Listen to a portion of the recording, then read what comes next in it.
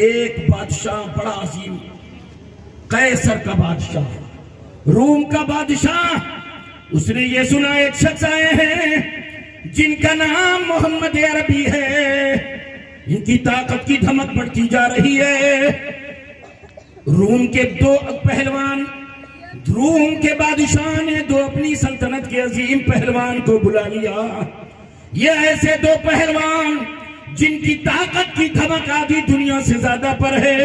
جب دونوں پہلوان آ گئے، بادشاہ کے سامنے کھڑے ہیں، بادشاہ روم نے کہا، اے پہلوانوں، سلطنت روم نے تمہاری ہر ضرورت کو پوری کیا، آج روم کی سلطنت کو تمہاری ضرورت پڑ گئی ہے، تم کیا کر سکتے ہو؟ بادشاہ کے سامنے پہلوانوں نے کہا، اے بادشاہ، اپنی زندگی کی ایک ایک سانس سلطنت کے لیے قربان کر دوں گا، جسم کا ایک ایک قطرہ خون میں پیش کر دوں گا۔ تب روم کے بادشاہ نے کہا، چلے جاؤ مدینہ، چلے جاؤ یثرب، چلے جاؤ مدینہ، وہاں ایک شخص ہے جس کا نام محمد عربی ہے، معاذ اللہ اسے گرفتار کر کے لے آؤ، اور اگر تم محمد عربی کو گرفتار نہ کر پانا، معاذ اللہ، اس نے کہا، ان کا سر جدا کر کے ان کا سر میری بارگاہ میں لا کر پیش کرو۔ یہ روم کے بادشاہ نے آرڈر کر دیا اور کچھ دولتیں اس کو دے دیا، جاؤ۔ چلتے رہے، برسوں کے بعد یہ لوگ مدینہ پہنچے۔ جب شہر مدینہ پاس میں ہے، نوجوان دونوں پہلوان سواری روک کر کھڑے ہو گئے مدینے کے باہر، آواز لگایا۔ کچھ لوگ کھیتوں میں کام کر رہے تھے، کوئی اپنے درختوں کی جڑ پہ مٹی چڑھا رہا تھا، کوئی پانی دے رہا تھا۔ کھیتوں میں کام کرنے والے لوگوں کے پاس کھڑے ہو گئے، آواز دیا، او کھیتوں میں کام کرنے والوں، کیا اسی کی بستی کا نام شہر مدینہ ہے؟ تو لوگوں نے جب سنا تو دوڑتے ہوئے قریب آ گئے، کہا، تمہاری بولی عرب کی نہیں لگتی ہے، عرب کے باشندے نہیں لگتے ہو، عرب کے رہنے والے نہیں لگتے ہو، لگتا ہے کہیں باہر سے آئے ہو۔ کہا، ہم روم کی سرزمین سے آ رہے ہیں، اس بستی میں محمد عربی نام کا ایک شخص ہے، اسے گرفتار کرنے ہم آئے ہیں، معاذ اللہ۔ تو اتنا سنا تو کھیتوں میں کام کرنے والے لوگ، یہ لوگ جلدی سے، ایک نوجوان پلٹ گیا اور نوجوان واپس جا کر ایک چادر لے آئے، اور نوجوان کہنے لگا، اے پہلوانوں، روم کی سرزمین سے چل کے آئے ہو، بڑے تھکے ہو کے چادر پر بیٹھ جاؤ۔ جب چادر پر بیٹھ گئے تو نوجوان دوڑتے ہوئے گیا، بڑے عمدہ درخت سے تازہ کھجور توڑ کے لائے۔ اے پہلوانوں، لمبی مسافت طے کر کے آئے ہو، بڑی بھوک لگی ہوگی، کھجور کھا لو۔ چادر پر بیٹھ کر کھجور کھانے لگے، مشکیزے سے پانی لا کر دیا، بڑے پیاسے ہو گئے، بڑی لمبی مسافت طے کی ہے، یہ لو پانی پی لو۔ کھجور کھایا، پانی پیا، چادر پہ بیٹھے رہے، بڑے تھکے تھے، انہیں نیند آ گئی، تلوار ہاتھ سے چھوٹ گئی، یہ لوگ گہری نیند میں سو رہے ہیں۔ یہ لوگ گئے، اپنے اپنے کھیتوں میں کام کرنا شروع کر دیا، اپنے کھیتوں میں کام کرنے۔ یہ دونوں پہلوان ہاتھ سے تلوار چھوٹ چکی، یہ دونوں گہری نیند سو رہے ہیں۔ جب نیند سے جگے، تلوار تھام لیا، تلوار تھام کر کھڑے ہو گئے، آواز دینے لگے، اے کھیتوں میں کام کرنے والوں، تمہارا بہت بہت شکریہ، ہم بہت زیادہ تھکے تھے، آپ نے ہمارے لیے چادر بچھایا، ہم بہت پیاسے تھے، آپ نے ہمیں پانی پلایا، ہم بہت پیاسے تھے، آپ نے ہمیں کھجور کھلایا، بہت بہت شکریہ، لیکن ایک احسان اور کر دو، مجھے محمد عربی کا پتہ بتا دو، مجھے اسے گرفتار کرنا ہے، اتنا سننا ہے۔ نوجوان کہنے لگے، ارے او پہلوانوں، جس نے تمہارے لیے چادر بچھایا ہے اسی کا نام محمد عربی ہے، جس نے تمہیں پانی پلایا ہے اسی کا نام محمد عربی ہے، جس نے تجھے کھجور کھلایا ہے اسی کا نام محمد عربی ہے۔ اتنا سننا تھا، دونوں پہلوان قدموں میں گر گئے، یا رسول اللہ، ہمیں کلمہ پڑھا دیجیے۔ اسلام پھیل رہا ہے، اسلام جوخ در جوخ آگے بڑھ رہا ہے۔ اسلام نے تلوار اگر اٹھائی ہے تو ظلم کو روکنے کے لیے اٹھائی۔ اسلام نے کبھی تلوار اٹھا کر پہل نہیں کی ہے، ظلم کو روکنے کے لیے اسلام نے تلوار اٹھائی۔ کوئی بھی تاریخ دیکھ لو، ہر موقع پر، ہر محاذ پر جتنی جنگیں ہوئی، مظلوموں کی جان بچانے کے لیے اسلام نے تلوار اٹھائی، ظالم کے ظلم کے خاتمے کے لیے اسلام نے تلوار اٹھایا۔ ہر دور میں جب مسلمانوں نے خدا کی قسم اسلام کبھی اس طرح نہیں پھیلا ہے کہ جو آج کچھ لوگ جیسا کر رہے ہیں، اسلام میں یہ جگہ نہیں ہے۔ آپ دیکھتے ہوں گے کچھ وہابی جو دور حاضر میں آتنکوادی ہیں، وہ سختی کرتے ہیں کلمہ پڑھو، یہ نہیں اسلام میں۔ خدا کی قسم دور نہ جا کر میں آپ کو بہت قریب کر دوں۔ خواجہ غریب نواز کے پیر کا نام کیا تھا؟ سیدنا عثمان ہارونی۔ یہ خواجہ غریب نواز کے پیر و مرشد ہیں۔ 16 سال کی عمر میں آپ علوم ظاہرہ باطنہ سے فارغ ہو گئے، اور ان کی عبادت کی حالت یہ تھی، مورخین فرماتے ہیں خواجہ عثمان ہارونی روزے قرآن کی تلاوت کیا کرتے تھے، روزانہ ایک قرآن پڑھتے تھے، اور فرماتے ہیں ایک دن چھوڑ کر ہر دوسرے دن روزہ رکھتے تھے، ہر ایک دن چھوڑ کر دوسرے دن روزہ۔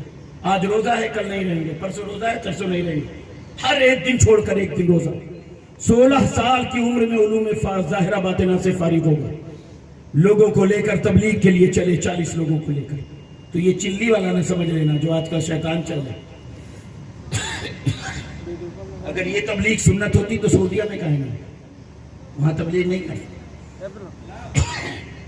تبلیغ ہر دور میں ہوئی ہے، اپنوں میں غیروں میں۔ اگر تبلیغ صرف مسجدوں میں ہوتی تو اللہ کے رسول غریب نواز کو ہندوستان نہ بھیجتے، مدینے کے کسی مسجد میں بٹھا دیتے، جاؤ کلمہ پڑھاؤ، لیکن ہندوستان میں بھیجا تھا۔ الغرض سیدنا عثمان ہارونی 40 لوگوں کو لے کر آپ تبلیغ کے لیے چلے، تو آپ ہر ایک دن چھوڑ کر ایک دن روزہ رکھتے تھے۔ جس دن آپ روزے کا دن تھا، روزے سے تھے آپ، جب عصر کی نماز پڑھ لی، ارشاد فرمایا میرے مرید میرا روزہ ہے، عصر کی نماز کے بعد کچھ افطاری تیار کر لینا، میرے روزہ کھول سکوں، کچھ روزہ کھولنے کے لیے کھانے کی کا انتظام کر لینا۔ حضرت حیات بھائی آپ بیٹھ جاؤ، مجھے بہت ڈسٹرب ہو رہا ہے، بیٹھ جاؤ یا کوئی کام کرو، یا تم بیگ مجھے دے دو۔ وہ تو نہیں دیں گے آپ کو، ماشاءاللہ بہت محنت بچہ نے کیا، بہت محنت کیا بچے نے۔ اللہ تعالیٰ اس کے بازو میں اور اسلامی طاقت و قوت عطا فرمائے۔ جلسہ کرنا معمولی بات نہیں، بڑی بڑی کمیٹی جہاں ہے وہ لوگ جلدی ہمت نہیں کر پاتے کہ میں جلسہ کر لوں۔ الحمدللہ اس بچے نے بہت محنت کیا، بہت کوشش کی، اور جو بچے جو عالم جو حافظ جو عالم اتنے محنتی ہوں، آپ کو چاہیے ایسے عالم ایسے حافظ کا ساتھ دیں، اس کے بازوؤں کو مضبوط کرے، جتنا ہی مضبوط اس کا بازو ہوگا اتنا ہی اسلامی ماحول اتنا ہی انشاءاللہ بنے گا، اتنے ہی دین پھیلے گا، اتنے ہی مسلمانان اہل سنت دین کے قریب آئیں گے۔ حضرات بڑی توجہ سے آپ ادھر دیکھو، حضرت خواجہ عثمان ہارونی 40 لوگوں کو لے کر تبلیغ دین کے لیے نکلے، آپ روزے سے ہیں۔ عصر کی نماز کے بعد فرمایا اے میرے مرید مجھے روزہ کھولنا ہے، افطار تیار کر لینا۔ عصر کی نماز جب مرید نے پڑھ لی تو آگ کی تلاش میں نکلا، آگ مل جائے۔ بھئی آگ آج کے ہم لوگوں کے بچپنے میں یاد ہے، پورے گاؤں میں اگر ماچس ڈھونڈتے تو ماچس نہیں ملتی، اور گاؤں میں کسی ایک گھر کا چولہا جل گیا تو پورے گاؤں کا چولہا اسی چولہے سے جلتا تھا۔ ایک چولہا جل گیا، دوسری عورت کو جو بہنی آگ دے دو، دوسرا جل گیا، تیسری بہنی آگ دے دو، سب آگ مانگ مانگ کے لے۔ ماچس کہاں رہتا کس کیا؟ کسی کوئی بہت بڑا آدمی ہو چاہے اس کے یہاں ماچس مل جائے۔ یہ تو ہم لوگوں کے بچپن کی بات ہے، اور یہ واقعہ کم و بیش 1000 سال ہو رہے۔ عثمان ہارونی کے مرید گاؤں میں پہنچ گیا، لوگوں آگ مجھے مل جائے، کہیں سے انتظام کر دو۔ لوگوں نے کہا ماچس نہیں۔ آگے گاؤں میں پہنچے، آگ نہیں ملی، آگے پہنچے، آگ نہیں ملی، اور آگے دیکھا تو آگ کی لپٹیں آسمان سے باتیں کر رہی ہیں۔ اتنی بڑی آگ کہ عثمان ہارونی کا مرید دیکھ کر خوش ہو گیا، یہاں تو بہت بڑی آگ ہے، چلو یہاں سے آگ مل جائے۔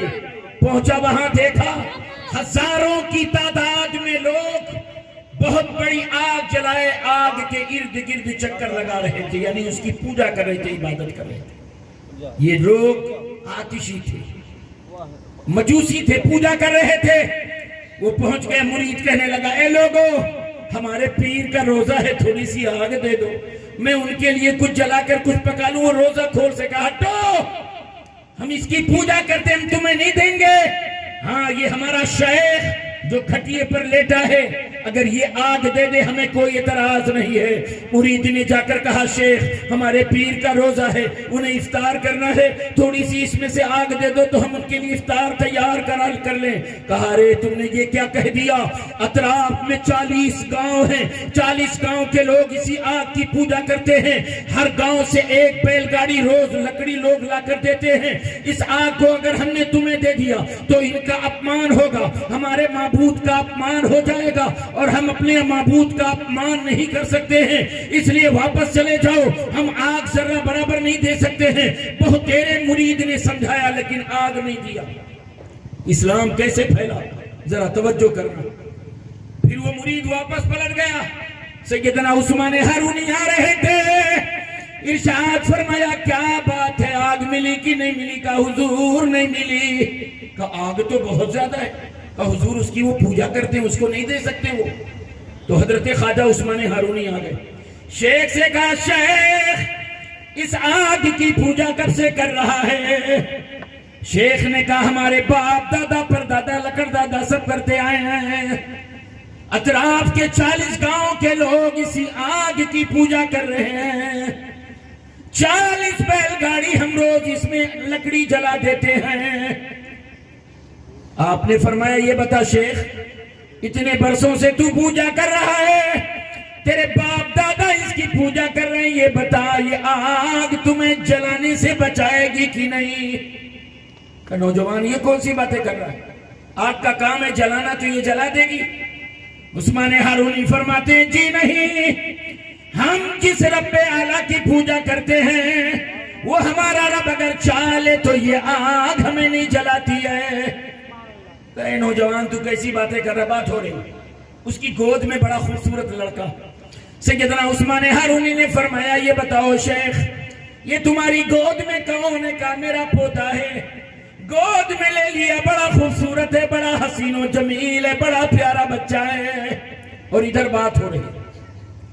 بات ہوتے ہوتے سیدنا عثمان ہارونی اپنی زبان پر قرآن کریم کی آیت کریمہ سجا لیے، پڑھنے لگے یا نار کونی بردا و سلاما. یہ پڑھتے ہوئے بچے کو گود میں لے کر آگ کے شعلوں کی طرف چلنے لگے. بھیڑ نے آواز دیا اے نوجوان تجھے جلنا ہے تو جل جا، میرے شیخ کے پوتے کو واپس کر دے. آگ کے قریب پہنچ گئے. آگ کے قریب کوئی نہیں پہنچ سکتا ہے. بچے کو گود میں لے کر آگ کے قریب کھڑے ہوئے ہیں. ہر طرف سے آواز آ رہی نوجوان آگ تجھے لینا ہے لے لے، لیکن میرے شیخ کے پوتے کو واپس کر دے. اتنے میں عثمان ہارونی آگ کے شعلے میں اس چھوٹے سے ننھے بچے کو گود میں لے کر چلے گئے. یہ خبر اطراف میں آگ کی طرح پھیل گئی.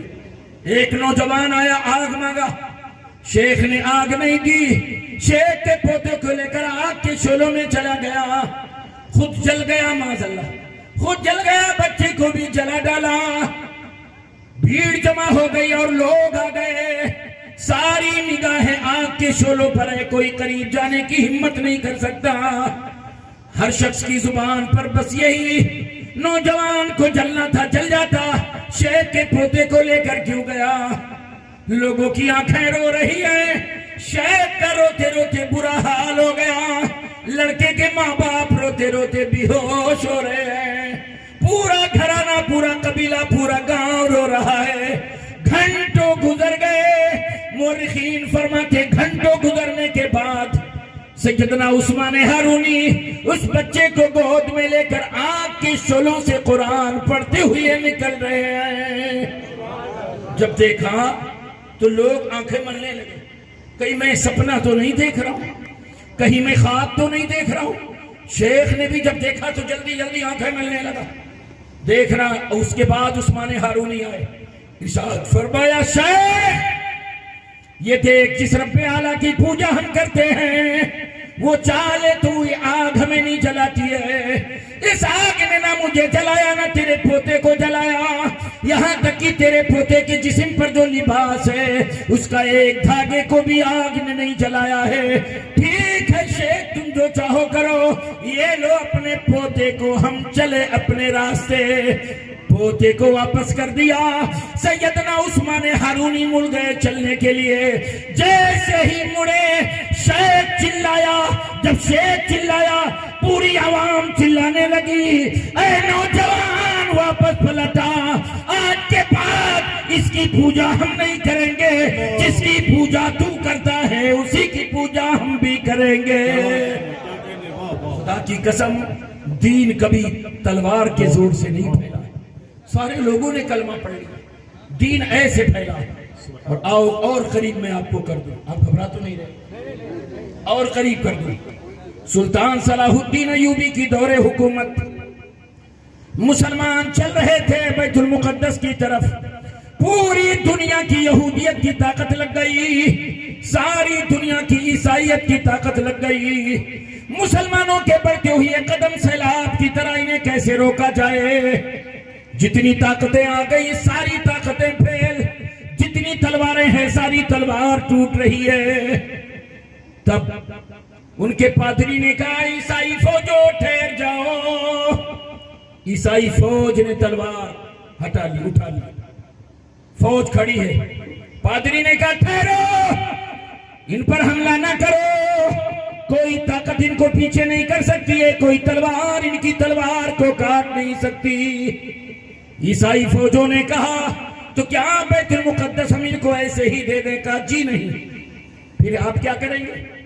کہا طاقت سے ان کا مقابلہ نہیں کر سکتے ہو, پھر کیا کریں؟ تدبیر سے کام کرو, حکمت سے کام کرو. کون سی تدبیر, کون سی حکمت؟ تب پادری نے کہنا شروع کیا سنو, چلے جاؤ اپنی قوم میں بکھر جاؤ, عیسائی قوم میں بکھر جاؤ. ان لڑکیوں کو تلاش کرو جو لڑکیاں حسن میں لاجواب ہوں. تلاش کرو ان لڑکیوں کو جن لڑکیوں کو ایک نظر دیکھنے کے لیے ہماری قوم کے نوجوان ان کی گلیوں کی کھاد چھانتے ہوں. ایسی پیکرے حسن نوجوان لڑکیاں تلاش کرو اور تلاش کر کے میری بارگاہ میں لاؤ. فوج عیسائی گھروں میں گھس گئی. جتنی خوبصورت لڑکیاں تھیں سب کو لا کے پادری کے سامنے کھڑا کر دیا. پادری نے جب لڑکیوں کے حسن کو دیکھا تو ایک زہریلی ہنسی ہنسا اور کہا عیسائی فوجوں, دنیا کی کسی قوم کا نوجوان جب ان کو دیکھے گا تو اپنا مقصد بھول جائے گا. لڑکیوں کو قریب کیا. پادری نے کہا سنو, یہ مسلمان ہیں, یہ بیت المقدس کی طرف جا رہے ہیں. حسن کا جال ایسے پھیلا دو, حسن کے جال میں پھنسے رہ جائیں, اپنا مقصد یہ بھول جائیں. لڑکیوں نے کہا آپ گھبرائیں نہیں, بڑے بڑے تقوی کا تقوی ہمارے حسن نے توڑ دیا. ہمارے حسن نے بڑے بڑے اہل ہمت کو توڑ دیا ہے. یہ کون سے نوجوان؟ الغرض جب اس نے یہ کہا لڑکیوں کو ٹریننگ دی گئی.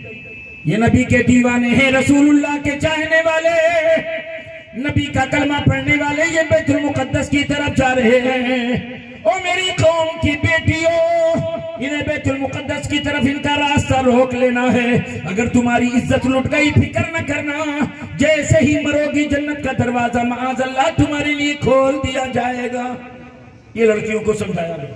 اب لڑکیاں بے پردہ حسن, وہ لڑکیاں جو حسن میں لاجواب, مسلم نوجوان کی ارد گرد چکر کاٹنے لگے. مسلمان کی نگاہ, اللہ تعالی رحم فرمائے, اسلام میں ہے کسی عورت پر نگاہ پڑ جائے تو وہ معاف ہے, پڑ جائے تو معاف ہے, لیکن پڑ گئی خوبصورت دکھ گئی ایسے دیکھنا بار بار بہت سخت حرام ہے. قیامت میں حضور فرماتے اس کی آنکھ میں پگھلایا ہوا شیشہ ڈالا جائے گا. آج نوجوان تو نوجوان, بوڑھا وہ کون ایسے دیکھیں گے, لگ رہا ہے کیا ہوتا ہے. اللہ کی قسم وہ تو چلی گئی. ہماری فکر گندی ہو گئی, ہماری سوچ گندی ہو گئی, ہمارا ذہن گندا ہو گیا, سب پراگندہ ہو گیا. وہ تو چلی گئی, کیا ملا؟ دل میں سیاہی تمہیں دے گئی. اس لیے اپنی نگاہوں کی حفاظت کرو. اسی لیے رب اعلیٰ کا قرآن کہتا قل للمؤمنین یغضوا من ابصارہم، اے میرے محبوب مومنوں سے کہہ دو اپنی نگاہیں نیچی رکھا کرے، اپنی نگاہیں نیچی رکھو۔ بڑی توجہ سے سنو، لڑکیاں ان کی طواف کرنے لگی، نوجوان جو نگاہ پڑ گئی، نگاہ نوجوانوں نے ہٹا لیا، لیکن دیکھا ہر نوجوان کے قریب کچھ حسن و جمال میں بے مثال لڑکیاں۔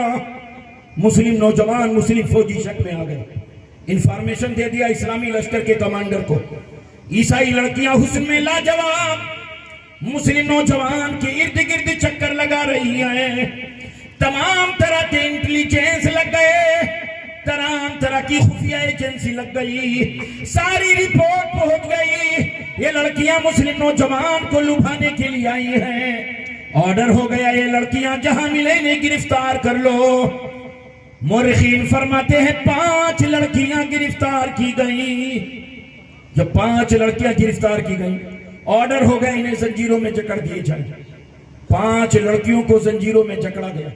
اب لڑکیوں کی دل کی دھڑکن بڑی تیز، کیونکہ آج تک ان کو یہی پاٹ پڑھایا گیا، آج تک ان کو یہی سبق پڑھایا گیا، دنیا میں سب سے عیاش قوم مسلم ہے، معاذ اللہ، دنیا میں سب سے بھیڑیا قوم مسلم ہے۔ یہ قوم مسلم جب عورت کو دیکھتی ہے بھیڑیا بن کر ان کی عزت کو نوچ کھاتی ہے۔ لڑکیوں کے دل میں یہی سبق بٹھایا گیا تھا، لڑکیوں کے دل کی دھڑکن بڑی تیز، ان بھیڑیوں کے انڈر میں ہم آ گئے، رات کی تاریکی آئے گی یہ بھیڑیے ہم پر حملہ کریں گے، رات کی تاریکی آئے گی بھیڑیے ہماری عزت آبرو کو نوچ کھائیں گے۔ یہ لڑکیوں کی سوچ تھی۔ عشاء کی نماز جب ہو گئی، رات والی جب نماز ہو گئی، سلطان صلاح الدین ایوبی نے دیکھا 2 نوجوان کھڑے ہیں، 2 اسلامی فوجی کھڑے، ارشاد فرمایا اے رسول اللہ کے دیوانوں مستانوں، تم دونوں کی ڈیوٹی ہے رات کی تاریکی میں ان عیسائی لڑکیوں کی عزت آبرو کی نگہبانی کرو گے، ان عیسائی لڑکیوں کی عزت کی رکھوالی کرو گے۔ دونوں نوجوانوں نے سر ہلایا، ٹھیک ہے۔ لڑکیوں کی دل کی دھڑکن بڑی تیز، یہ 2 نوجوان لگائے گئے ہیں، یہ 2 نوجوان، یہ 2 بھیڑیے ہماری عزت کو نوچ کر چلے جائیں گے تو 5-10 آئیں گے، وہ چلے جائیں گے 50-100 آئیں گے، وہ چلے جائیں گے اس کے بعد اور آئیں گے، اس طرح باری باری یہ مسلمان بھیڑیے ہماری عزت آبرو کو نوچ کھائیں گے۔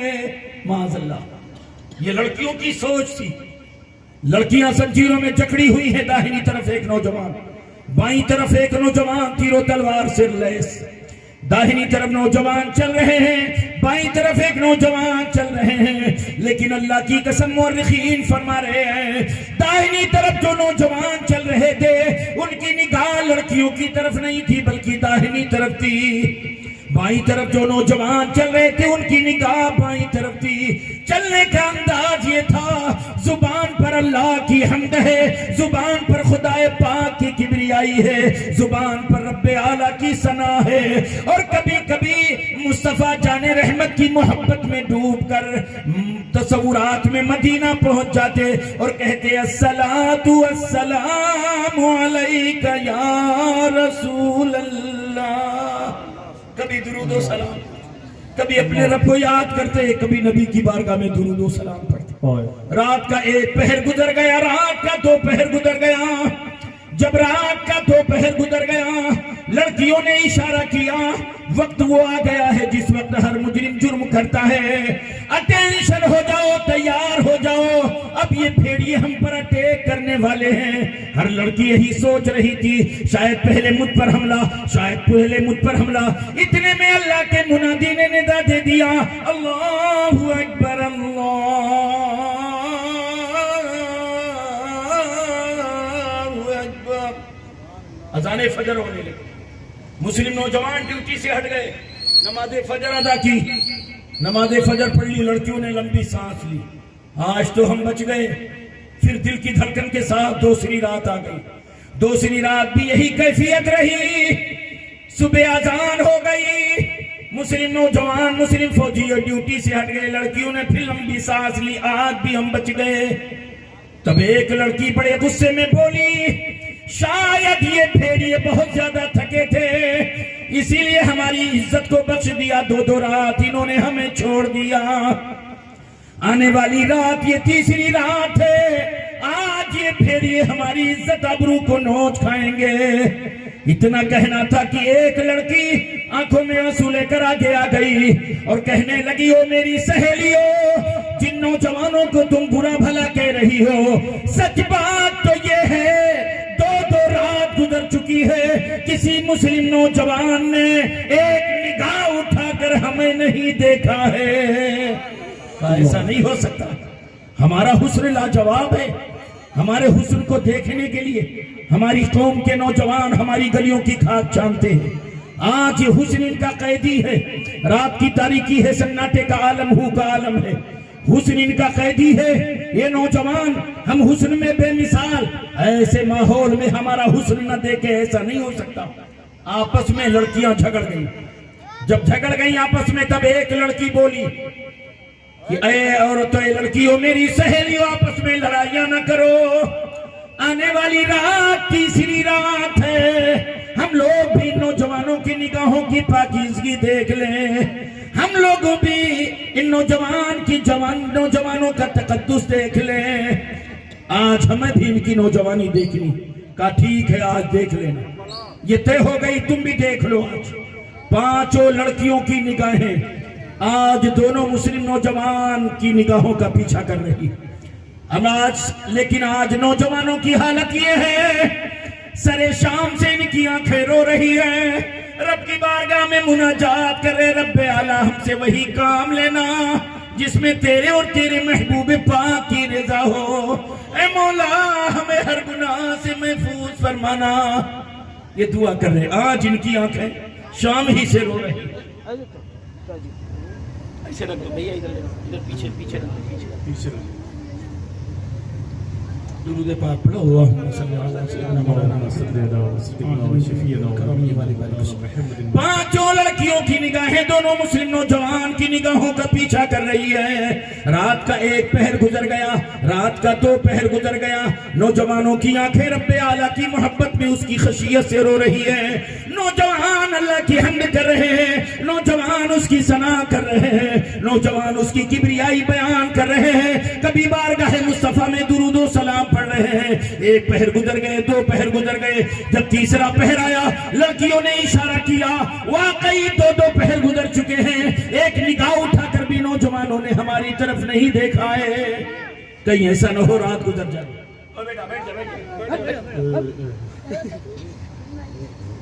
کہیں ایسا نہ ہو پوری رات گزر جائے۔ لیکن الحمدللہ اذان ہونے لگی، جب اذان ہونے لگی تو نوجوان ڈیوٹی سے ہٹ گئے، نماز پڑھ کر چلنے لگے، جیسے ہی چلے ویسے ہی لڑکیوں نے کہا، فوجیوں ہمیں تمہارے کمانڈر سے ملنا ہے، ہمیں تمہارے سپہ سالار سے ملنا ہے، ہم کو لے کر وہاں چلو یا اپنے کمانڈر کو میرے پاس لے آؤ۔ ایک فوجی نے جا کر کہا، سلطان صلاح الدین ایوبی، جو لڑکیاں گرفتار ہیں آپ کو یاد کر رہی ہیں، آپ چلیں گے ان سے ملنے یا انہیں قیدی بنا کر آپ کی بارگاہ میں پیش کریں؟ سلطان صلاح الدین ایوبی کی دل کی دھڑکن تیز ہو گئی، ہمارے نوجوانوں سے کوئی خطا تو نہیں ہو گئی، ہمارے نوجوانوں کے قدم تو نہیں لڑکھڑا گئے، بڑی تیزی کے ساتھ بھاگتے ہوئے آئے۔ لڑکیوں تمہیں کچھ کہنا ہے؟ لڑکیوں نے سر ہلایا ہاں، تو دونوں فوجیوں کے دل کی دھڑکن تیز، کہیں ہم پر کوئی کلیم نہ کر دیں، ہم پر کوئی الزام نہ لگا دیں، ہمارے کیریکٹر کو داغدار نہ کر دیں۔ سلطان صلاح الدین ایوبی نے فرمایا، اے لڑکیوں کہو تمہیں کیا کہنا ہے؟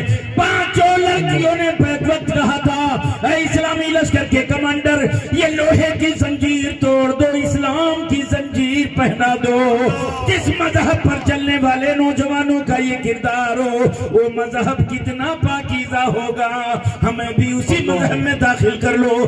پانچوں لڑکیوں نے کلمہ پڑھ لیا، اشہد ان لا الہ الا اللہ واشہد ان محمدا عبدہ ورسولہ۔ کون سی طاقت ہے؟ ہمارے کیریکٹر کی طاقت ہے، اخلاق کی طاقت۔